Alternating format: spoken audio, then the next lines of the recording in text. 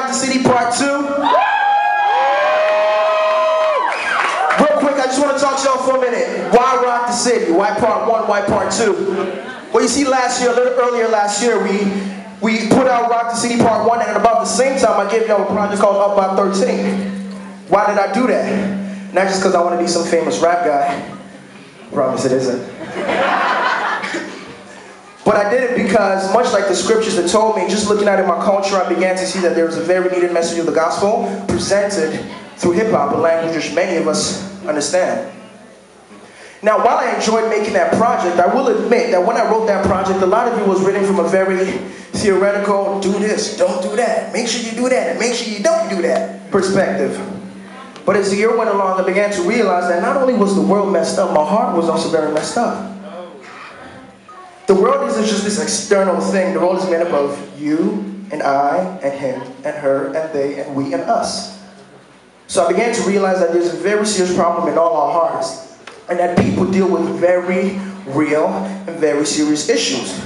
Some people struggle with abortion, some kind of addiction, depression, mental disability, all types of disorders. So the Lord really impressed it upon my heart to really try to address these issues, and that's why I released Bright Days, Dark Nights. It was my attempt to really painting a picture to show what God's will is through pleasure and pain.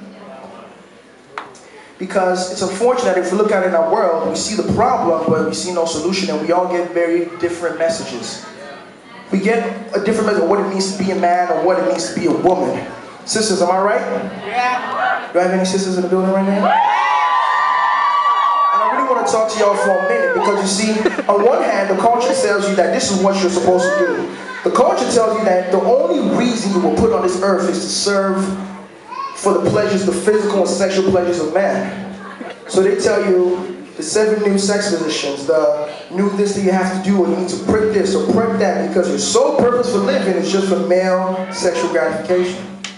On the other hand, they tell you, you're also supposed to be this independent woman who don't need no man, who don't need no guy, who don't need no nothing. The problem is, though, both women are going to find themselves asking one question at one point. Is that really all there is to it? I mean, am I purely made to please men, or am I purely made to climb this ladder of success and become a successful individual? And the answer is no, you were made for so much more than that. Some of y'all right now understand exactly what I'm talking about. Some of you guys may not yet, because you're not at that stage in your life, but I want to promise you this. If you choose to become one of those women, you will find yourself asking that question. But here's the good news. There is so much more of what it means to be a woman, and it's found in the scriptures. Let me talk to y'all for a minute.